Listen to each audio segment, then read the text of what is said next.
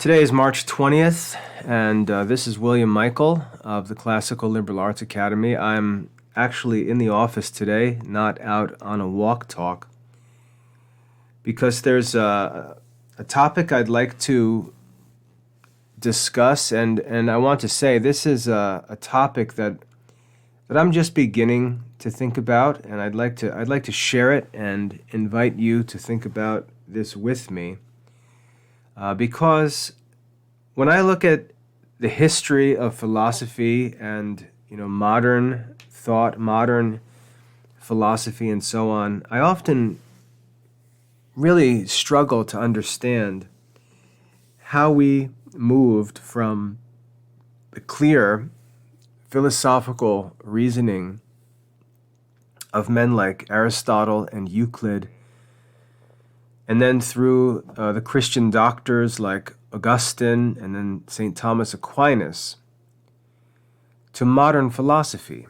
And the reason why I struggle to understand this is because if you read the ancient philosophers, if you read Euclid especially, and then Aristotle, you'll know that these men studied and were very careful to prove everything they said at each step of the way. And this is true also of men like Ptolemy, who wrote the astronomy.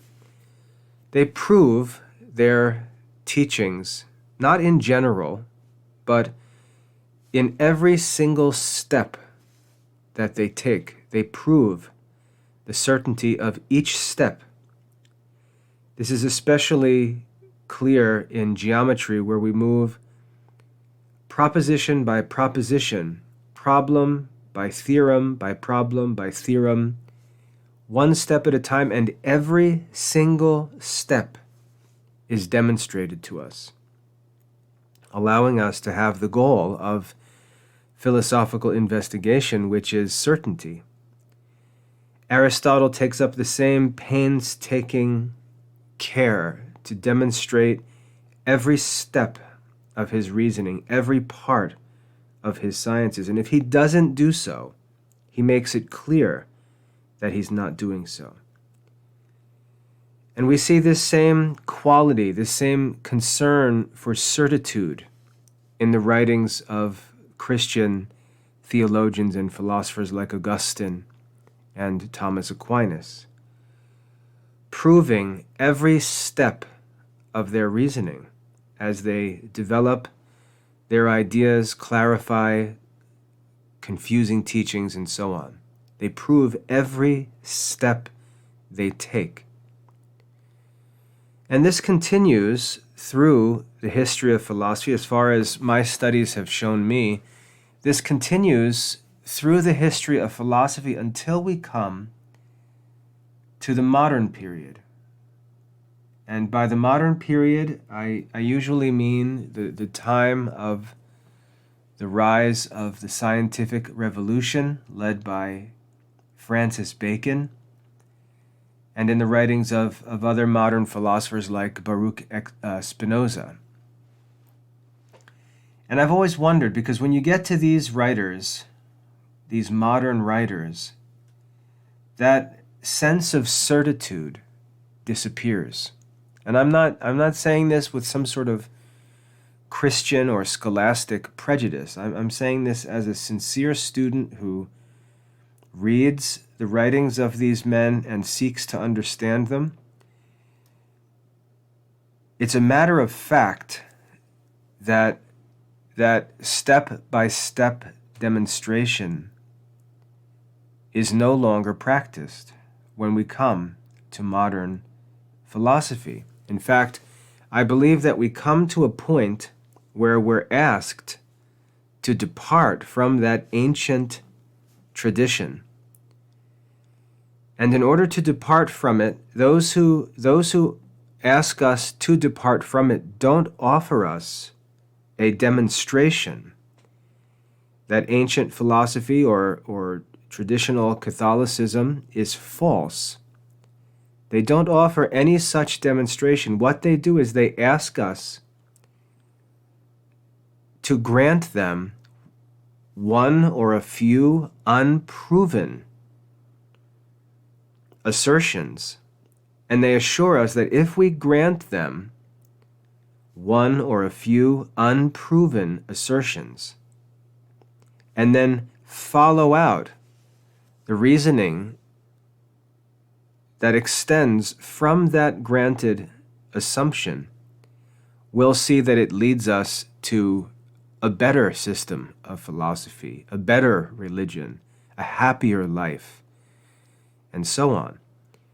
And I've noticed this in a number of different studies, that we come to a point in the study, in modern studies, where after going so carefully and so confidently, step by step with demonstration, we come to a point where the modern philosopher asks us to jump off of that path onto a new path.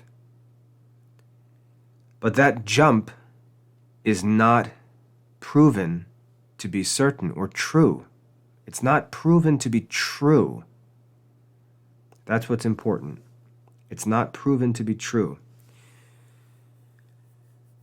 And yet we're told that if we make that jump and follow them, taking just one step, maybe, just one step that's not going to be proven or that cannot be proven, we'll find a happy result. Now, there's a reason why people are willing to do this. There's a reason why people are willing to grant this one step. It's because they want it to be true. Augustine asked, just as Aristotle did, he asked why men disagree on happiness, why men disagree on the means to happiness. If all men want to be happy, why don't they all share the same view of life? And Augustine said, because happiness comes through virtue, and very few people are willing to pursue virtue, and therefore they pursue happiness someplace else. Their hope, their desire is that happiness can be found without virtue. And that's what leads them to pursue other courses, whatever they may be. But to pursue true happiness, happiness actually comes through virtue, so you've got to embrace virtue. This is the difference between true religion and all false religion. True religion explains to us not how to become happy by offering us some promise of bliss. It explains to us how to become virtuous and thereby to become happy. And this is why people don't like true religion. So men want these other philosophies to be true. They want Aristotelianism with its strict code of ethics to be false and unnecessary. They want Catholic theology to be false because it continues that tradition of happiness through virtue. They want it to be false. They're willing to follow someone down a path which begins with a leap of faith. And the problem with that is it's a leap of faith that is not justified. It's not justified. It's not demonstrated to be true. It may even appear to be false. It may contradict what has been shown to be true in the past. It's presented simply as a different way. It's very interesting when we get into modern philosophy, because when you get into the scientific revolution and modern mathematics, the scientists and mathematicians will explain very, very openly that one of their criteria, maybe their ultimate criteria for choosing one course over another, is that they say it makes things simpler. It makes things simpler. It makes calculations simpler. It makes modeling simpler, and so on, even if it's not true. And I'll give you an example of this. I learned this first. I think maybe I first became conscious of this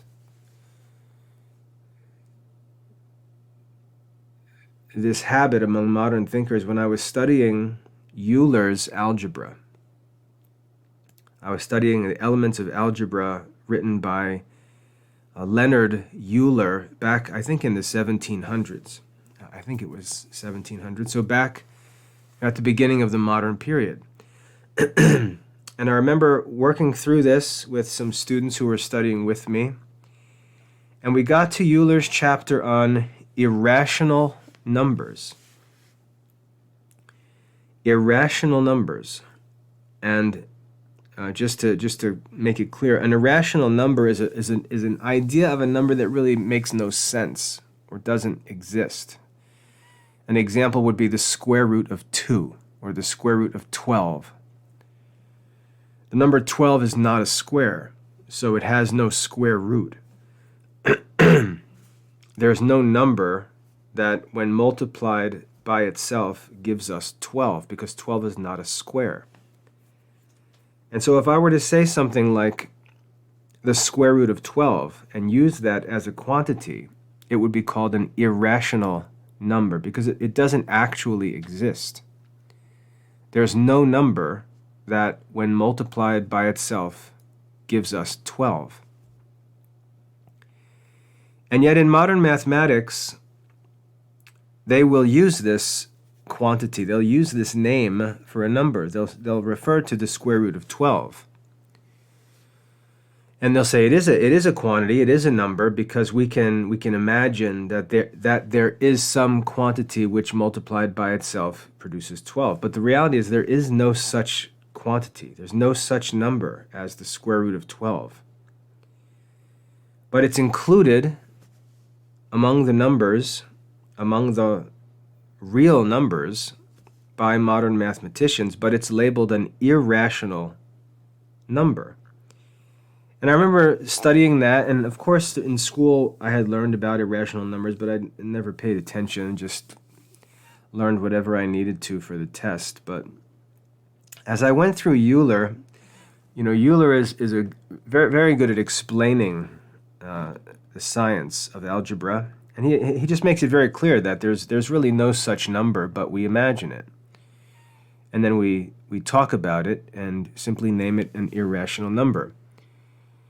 He goes on to talk about another class of numbers that are called impossible numbers, numbers that can't possibly exist, like the square root of -3. There's no number, when multiplied by itself, produces a negative product. So there can't possibly be a square root of a negative number. And yet Euler says we can imagine such a number and we give it a name. We call it an impossible number. Now, if you were to ask a modern mathematician, why do we do this? Why do we say something like there is a quantity that is the square root of 12 when in fact there is no such quantity? Or why would we ever say that there is some quantity that can be called the square root of -3 when no such quantity can possibly exist? And their answer reveals what modern math and science is really about. They will say, because it makes our modeling and our calculations easier. And you have to wonder, when you hear that, you have to wonder, calculations of what? How can a calculation of anything that actually exists be made easier by the use of numbers that don't actually and cannot actually exist? And if you keep poking, and I have kept poking, if you keep poking and asking, you'll finally get an answer, which is what I mentioned before. You'll get someone, a mathematician, who says it makes the construction of models and the calculations for our theories, it makes them simpler. And by simpler, it can only mean easier.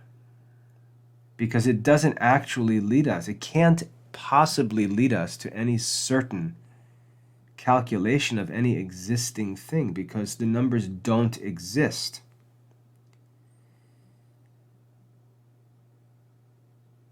But this is what happens, and the reason why I'm talking about math here is because I just want to give an example that illustrates the way that modern scientists and philosophers think.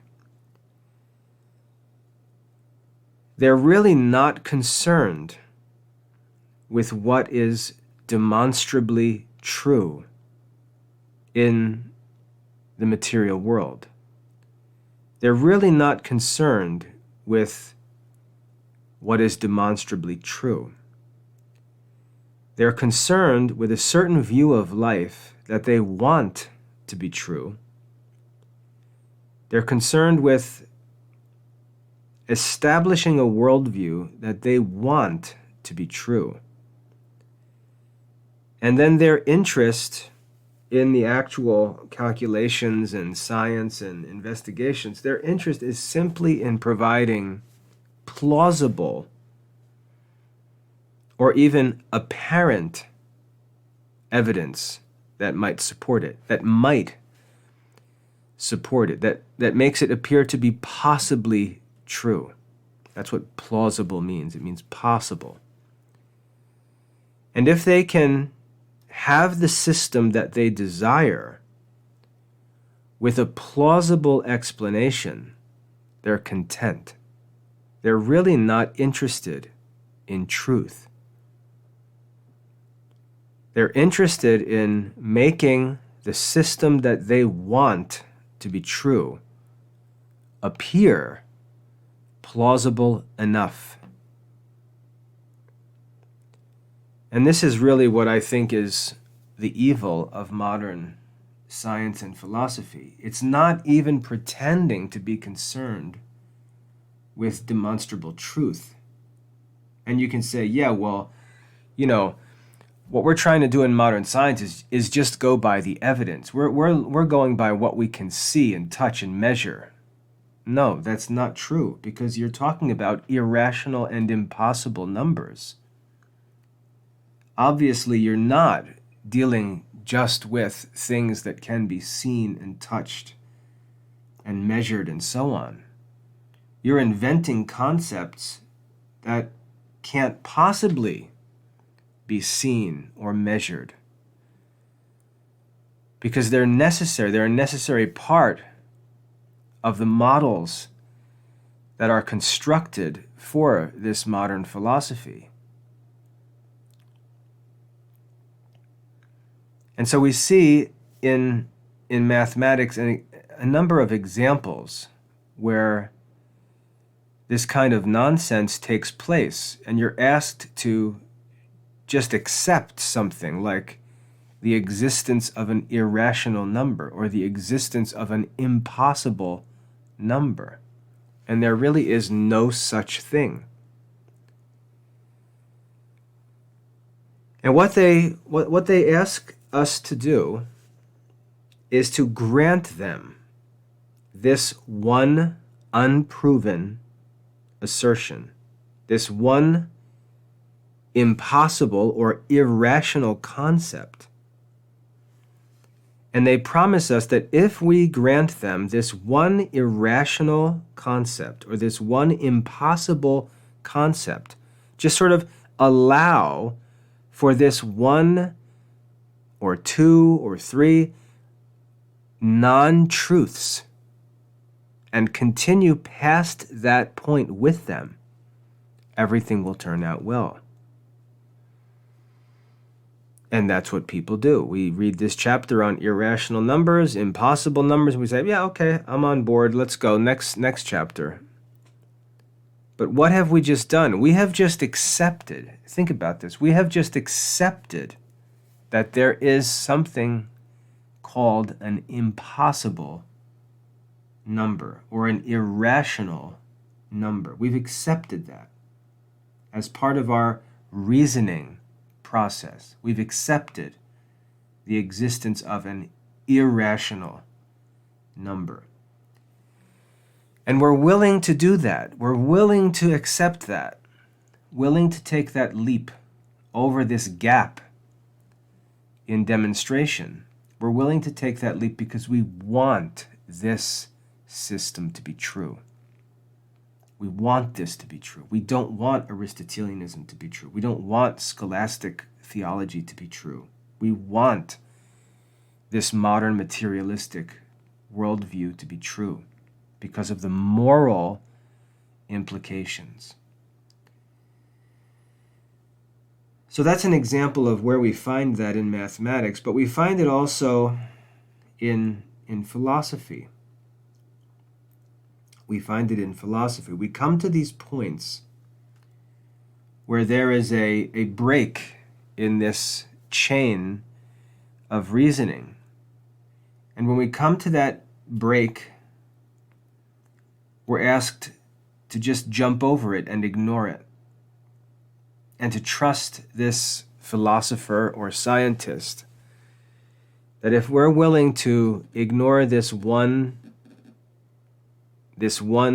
unproven assertion, if we're willing to grant this one uncertain statement, that everything will be well. And again, people are willing to make that jump, that irrational jump, because they want what lies ahead on that path to be true. They want it to be true. They want to pretend it's true. And this is what they do. They pretend. If there's one thing that characterizes modern philosophy and science, is that people pretend that they have seen the things they claim to believe to have been demonstrated when they actually have never seen them to be demonstrated. And they scoff at those who refuse to move from the path that has been demonstrated. They mock those who refuse to accept the concept of an impossible number or an irrational number, or who refuse to grant an assertion that is not proven. Now, if we think that a sin is a transgression of God's law, a sin is to act contrary to God's law. A sin is a moral act, and the virtue that's pursued through obedience to God is called goodness. Goodness is the perfection of our actions. When it comes to the intellect, when it comes to philosophy and thinking and reasoning, the perfection we pursue, the perfection we aim for is truth. And so truth and goodness are the perfections of thought and action, of the intellect and the will. We want a good will and good actions, and we want true knowledge. Truth is the virtue of the intellect, and that's why the motto of the Dominican order is truth. That's the whole goal of the human life. Inasmuch as we're rational animals, the whole goal is truth. Even at Harvard University, the motto is truth. Veritas in Latin, truth. That's the goal. That's the goal of all intellectual activity, is truth. Now, imagine, or allow me to make an analogy here.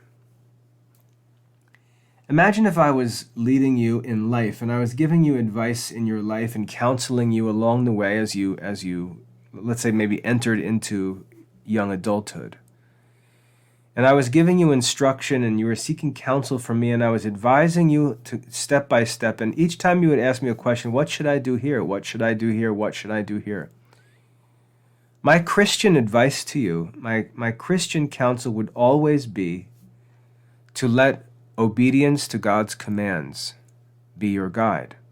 Let obedience to God's commands be your guide. Let obedience to the teachings of the church or the precepts of the church, let them be your guide. That's the only way to know that you're walking on the right path, is that you're walking within the limits of God's commandments. And many times the complicated decisions that appear in our lives that we have to work through, often there is no practical solution. There's no way to make a good choice. The only criterion that really exists for us to make a choice is that one option is permitted by God's commandments and another is forbidden. And that becomes the counsel, because we can take the principle that many of the saints used to talk about and say that we should rather die before sin, death before sin. Sin is never an option. Sin is never an option. Disobeying the commandments is never an option. But we see that this is exactly the nature of temptation. The devil comes to us and he asks us to do something like he asked Eve in the Garden of Eden. He asks us to do something that is disobedient. But he assures us that the outcome will be happy. He asks us to do something disobedient, to do something that is not good, and he assures us that the outcome will be good. And this is what we mean by the phrase, the end justifies the means. And that's a false statement, by the way. Saying the end justifies the means that it's okay to do whatever it takes to obtain the end if the end is perceived to be good. And so if you have an end in view and you consider that end to be good, but that end asks you to disobey one of God's commands, you can say it's okay to disobey that command because I'm doing it for something good. The end justifies the means.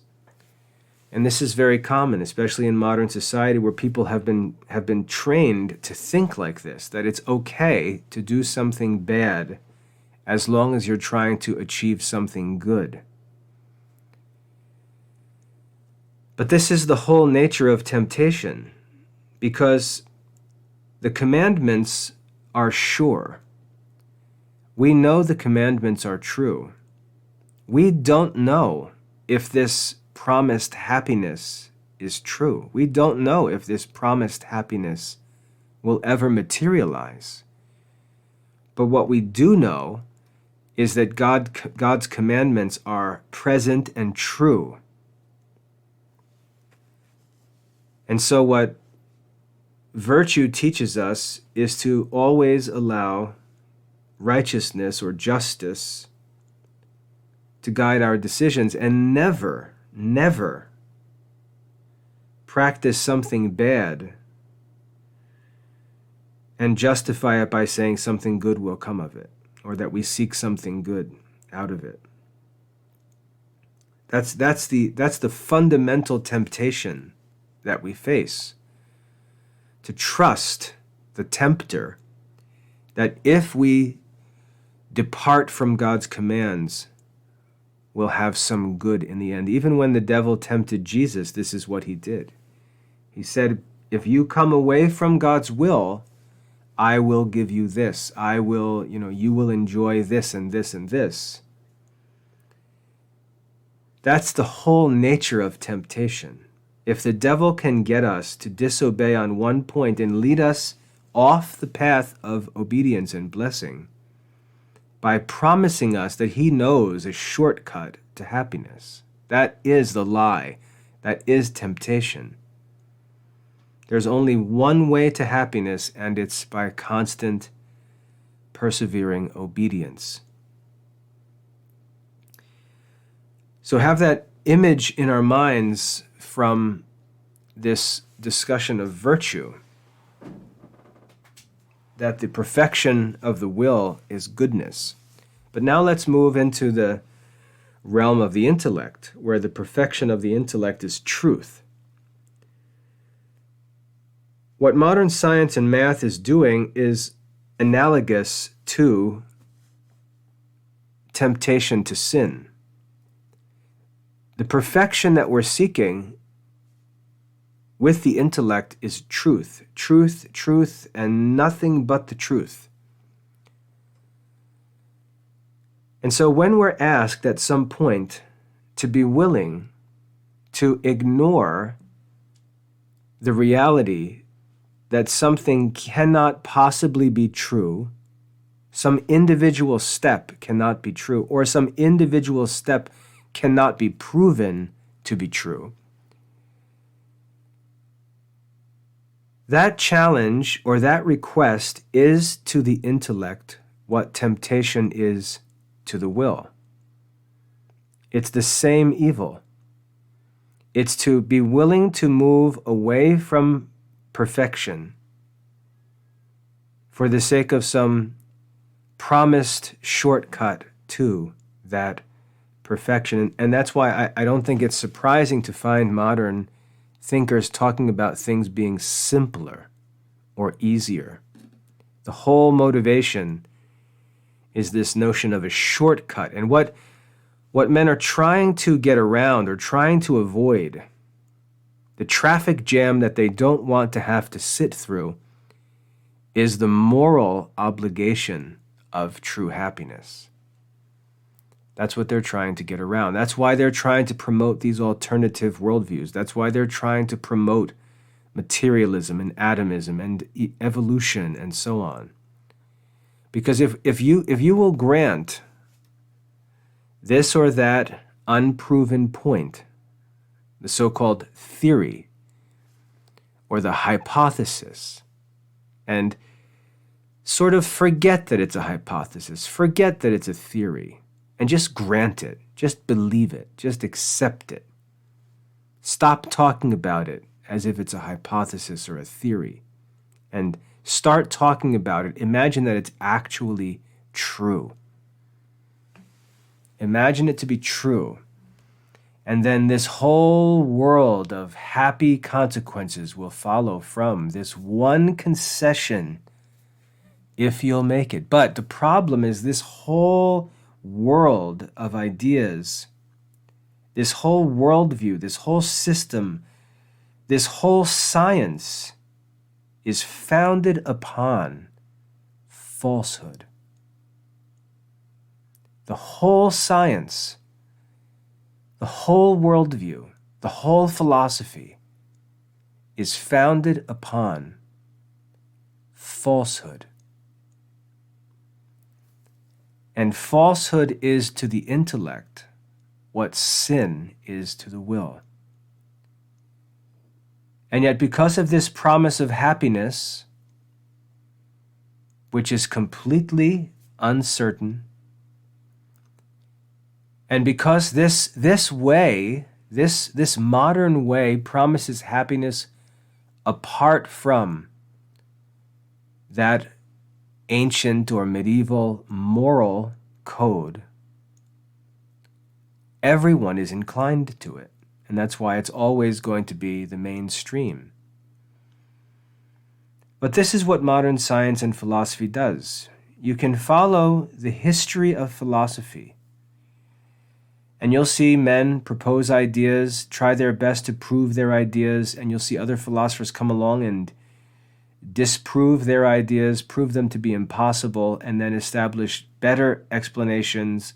And that continues to go on. We see this constant improvement made.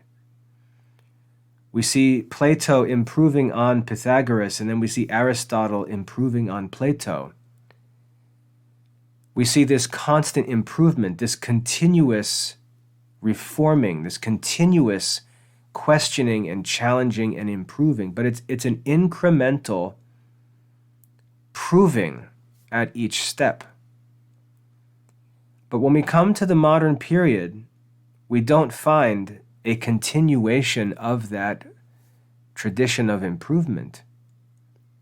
We find a breaking away from it, a literal breaking away from that tradition of improving our understanding step by step, beginning with the most profound metaphysical truths and reasoning from them down to the most specific material realities. We find in the 1600s a request made by modern philosophers, men like Francis Bacon, men like Baruch Spinoza. We find a request that we follow them down a path that begins with the concession of a statement that cannot be proven. Now, why would somebody ever agree to that? Why would someone agree to depart from this tradition, this ancient philosophical and theological tradition, into which so many of history's greatest minds have poured their lives? Why would we possibly be willing to depart from that tradition to begin another? And the answer is that we hate the moral obligations of that ancient tradition, and we want to break free from it. This is true of Protestantism, which wants to break free from church authority. This is true of the scientific revolution, which wants to break free from Aristotelian philosophy or scholastic theology. Even Spinoza says the same things. He calls people who walk on the ancient path, he calls them prejudiced, because they're committed to that path and they're not willing to grant him his requested assumption, even though it's not provable. And if we say, no, I'm not interested in granting you this unproven assertion that you make, I'm not interested in granting you this premise that you're then going to reason from and pretend that the conclusions are certain when the premise itself is uncertain, I'm not going to grant you that. The moderns call us prejudiced, ignorant. Bacon criticized the scholastics because they didn't read from a wide enough variety of sources. They didn't read all of the ancient philosophy, which is obviously not true.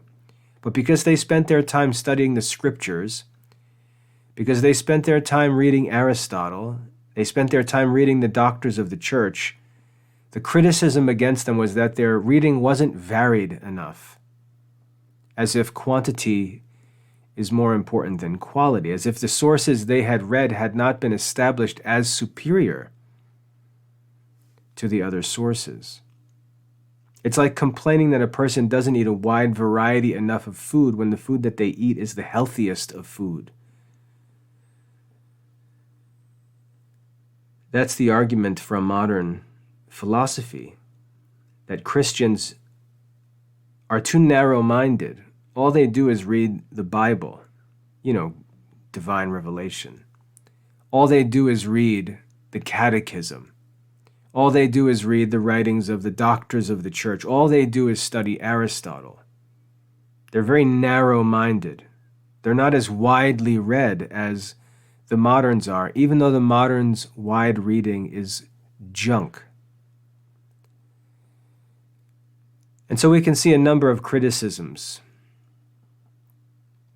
that come from the moderns against the scholastics or Aristotelians, the traditional system of thought. They're not varied enough in their reading, and so on. There was another one that I gave before, but I can't think of it right now. I'm getting old.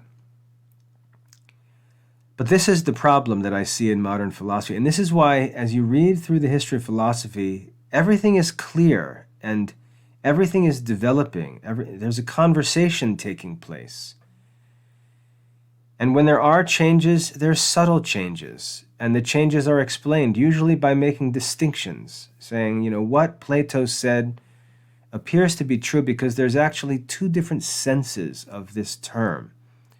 And so the inaccuracy in what Plato said can be explained, is actually reasonable, and we can improve upon it, and we can make this distinction and take a step higher, and we can continue taking these steps higher and higher towards the goal, which is truth.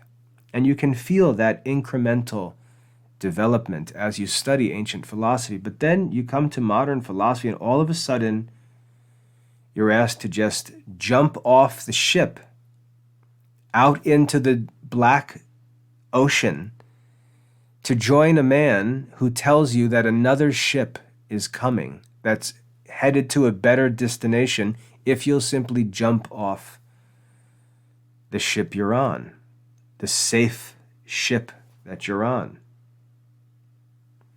And people jump off because they don't want to have to follow the rules on the ship that they're on. Now, some might say, no, this is, you're just making this up. This is not true. No, I'm not making this up. And to the scientists in the modern era, they were very conscious of this. They said this. They explained this in their writings, but Christians don't read their writings. They've just accepted their writings without even reading what they have to say. They've just accepted it as modern and therefore better. Francis Bacon called for, in the 1600s, he called for what he called the new instauration. The new instauration. And I encourage you to look up the term instauration, instauration, instauration. Look it up. Francis Bacon in 1620. Now, this was the time of the Protestant Reformation. This was the time of the scientific revolution. This was 100 years or so after the discovery of America. This is when these ideas of the New World are developing, and we're talking about creating a completely new world order. We're talking about this idea of democracy and political freedom and all this kind of stuff. There was a call for a new instauration, and what that phrase means, you've heard it, you hear it in the news all the time, that's a call for a reset. A reset in human thinking. That's why Bacon's work was called the Novum Organum, the new method of truth seeking, which is in fact no truth seeking.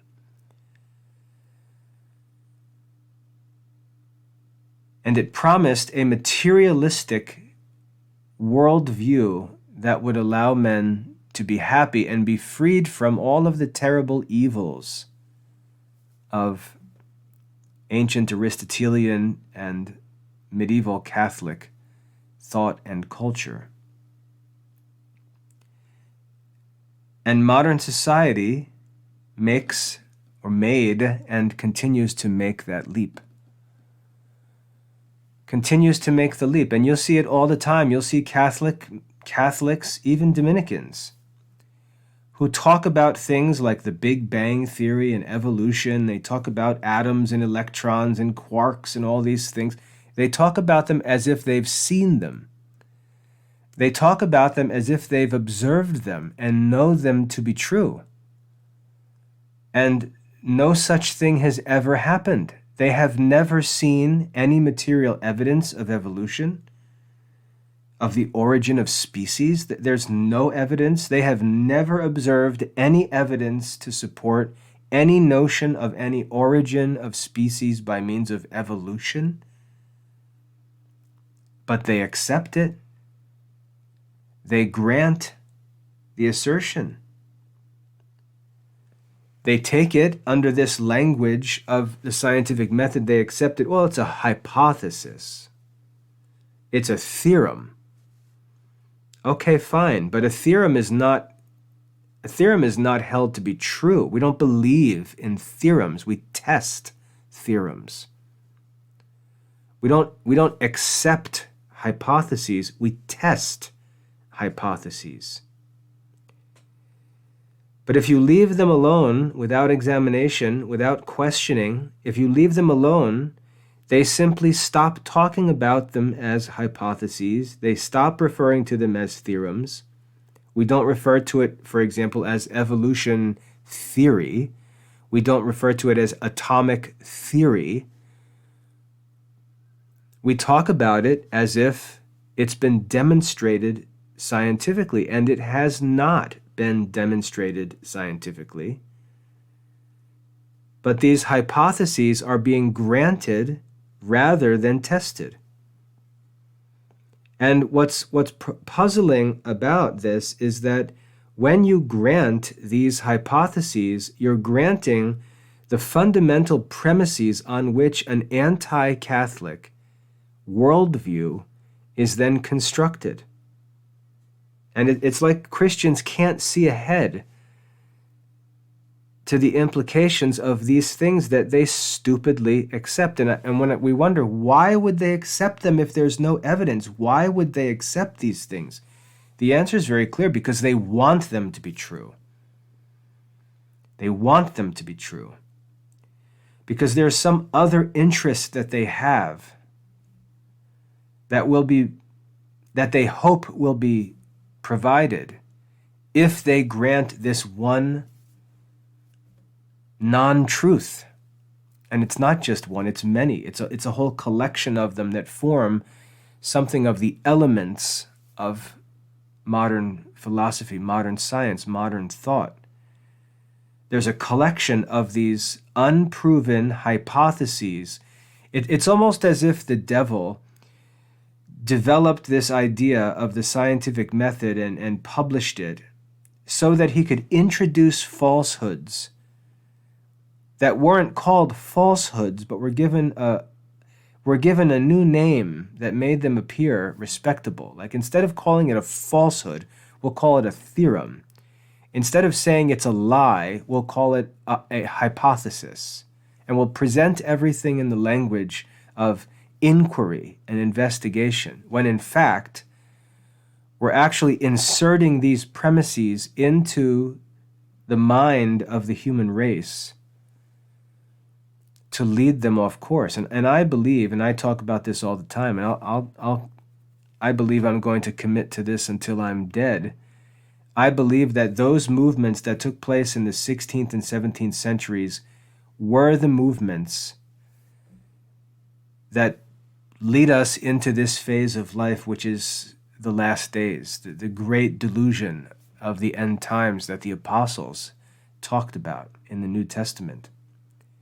It's a fundamental denial of everything that was established by classical philosophy and Catholic theology. Every fundamental truth that was established by Aristotelianism and scholasticism and Catholic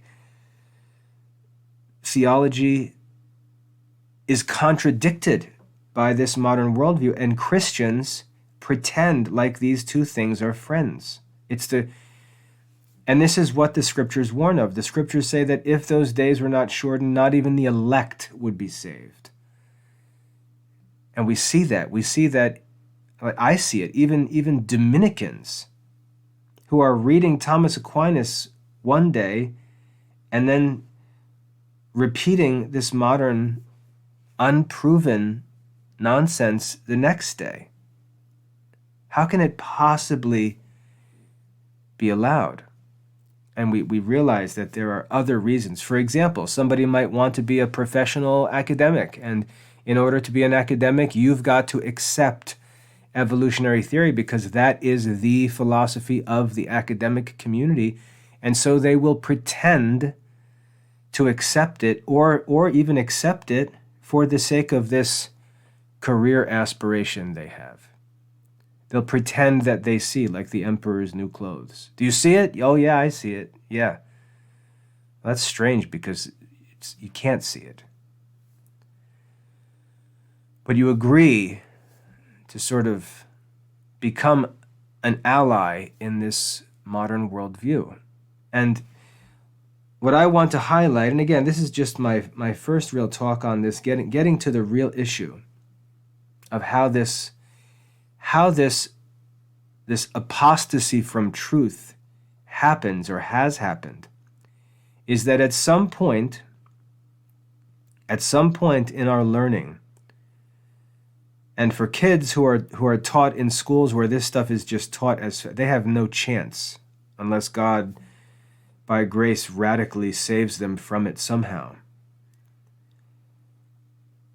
But for people who come from a Christian perspective and move into this modern thought, there's a point at which they are presented with some assertion that cannot be proven, that is not proven to them, and they choose to accept it for no reason.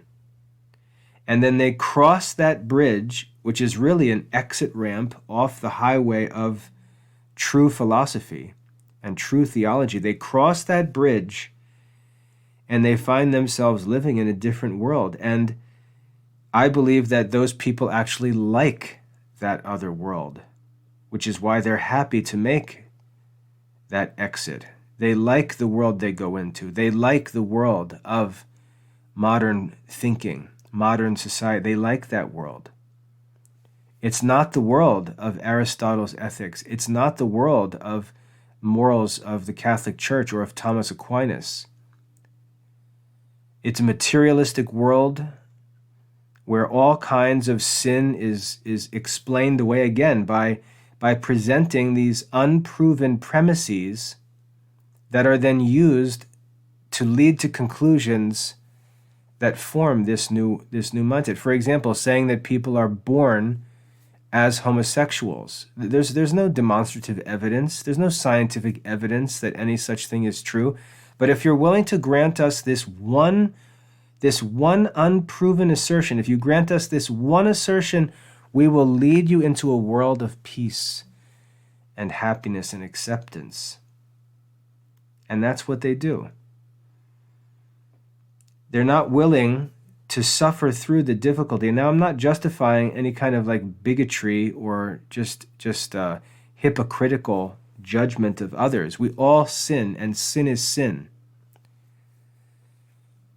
But they don't want to have to wrestle with the difficulty of a life of forbearing with others and being a faithful witness to the truth and having to deal with difficult decisions. And so they love this idea of this like world peace, where we can just pretend that God's will is that we all just hug each other and smile, and we accept whatever premises are presented to us for the sake of this peace, even when they're not demonstrated.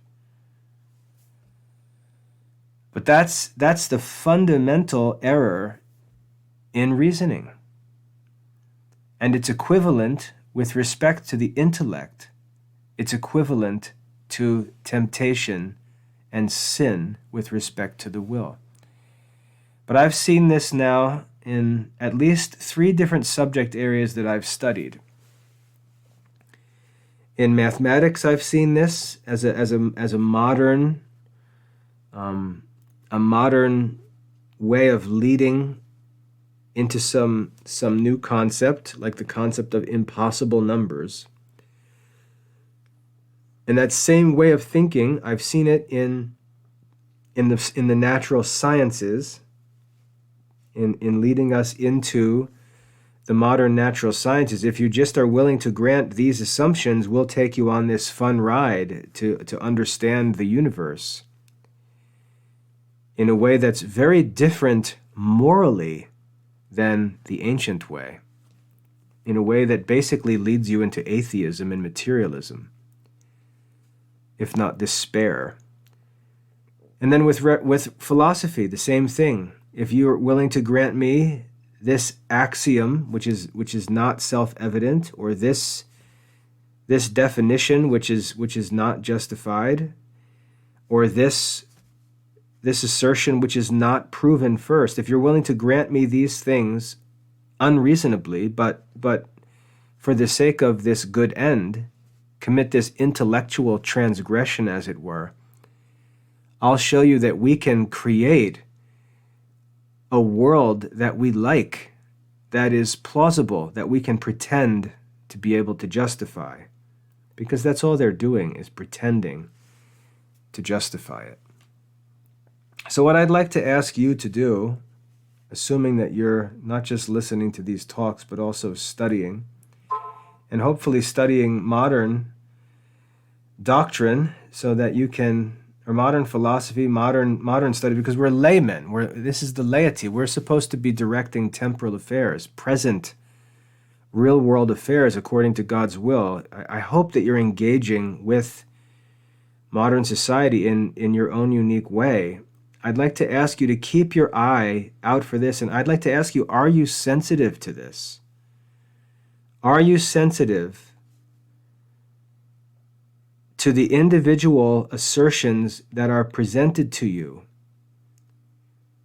and the pressure that's placed on you to accept them without any demonstration? Are you sensitive to that, or do you just gobble these things up because it's what everybody else is doing?